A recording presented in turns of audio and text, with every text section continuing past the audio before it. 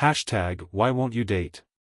His boss asked. A single dad's answer broke her heart. James Collins stared at the stack of reports on his desk, the numbers blurring before his tired eyes. It was already 7:15 p.m., and he'd promised Sophie he'd be home by 8 o'clock for their Friday movie night. At 12 years old, his daughter understood when work kept him late, but he hated breaking promises, especially since her mother's death 3 years ago. The soft knock on his office door made him look up. Meredith Chen, the company's marketing director and his direct supervisor for the past year, stood in the doorway. Her usual confident posture seemed slightly hesitant tonight. "Still burning the midnight oil, James?" she asked, walking into his office. "I thought everyone else had gone home." James smiled wearily. "Just finishing this quarterly analysis. Sophie's waiting for movie night." Meredith leaned against his desk, her expression thoughtful. "You know, I've been meaning to talk to you about something."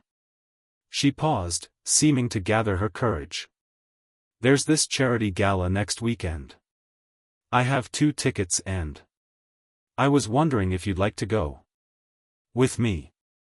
The invitation hung in the air between them. James felt his chest tighten.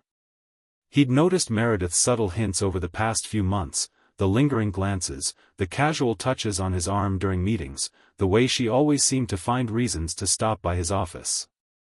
"I appreciate the invitation," he began carefully, "but I can't." "It's just one evening," Meredith pressed gently. "I'm sure Sophie would understand."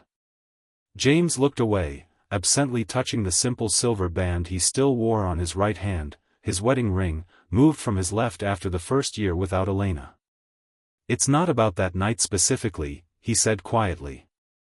Meredith studied him for a long moment. "James, forgive me for being direct, but why won't you date anyone? It's been 3 years since Elena passed. I've watched you turn down every opportunity to connect with someone. Not just me." James felt the familiar ache in his chest whenever Elena's name was mentioned. He looked at the framed photo on his desk, Sophie at 9 years old, gap-toothed and beaming, her arms wrapped around his neck. After Elena died, he began slowly, Sophie had nightmares for months. She'd wake up screaming, convinced I was gone too. It took almost a year before she could sleep through the night. He looked up at Meredith, his voice steady but soft. "She lost half her world at 9 years old. I promised myself that until she's older, my time belongs to her." "But surely she wants you to be happy," Meredith said. James nodded. "She does. And I am happy, in my way.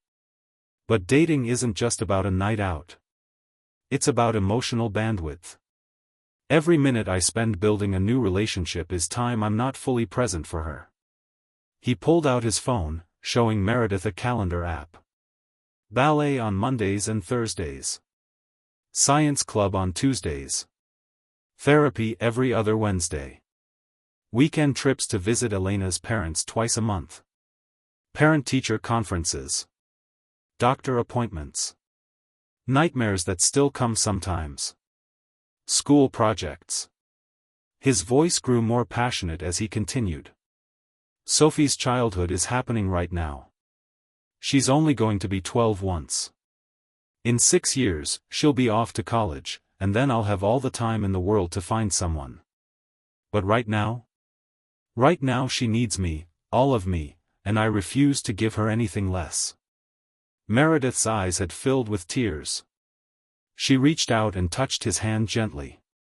"I had no idea," she whispered. "It's not that I don't see you, Meredith," James admitted. "You're brilliant, kind, beautiful. In another life." He shook his head. "But in this one, I made a promise to a little girl who's already lost too much." Meredith wiped away a tear. "I understand. And honestly, it makes me admire you even more." The quiet moment between them was interrupted by James's phone buzzing. A text from Sophie, "Dad, popcorn's ready. Where are you?" James smiled apologetically. I need to go. Meredith nodded, composing herself. Of course. Go be with your daughter. As James packed up his things, Meredith hesitated at the door. Just promise me one thing. What's that? He asked. When those 6 years are up, and Sophie's heading to college, remember this conversation. James felt something shift in his chest, not a letting go of his past, but perhaps the first opening toward a future. I promise. 6 months later, Meredith joined James's team for Sophie's ballet recital. Not as his date, but as a friend who understood what mattered most to him.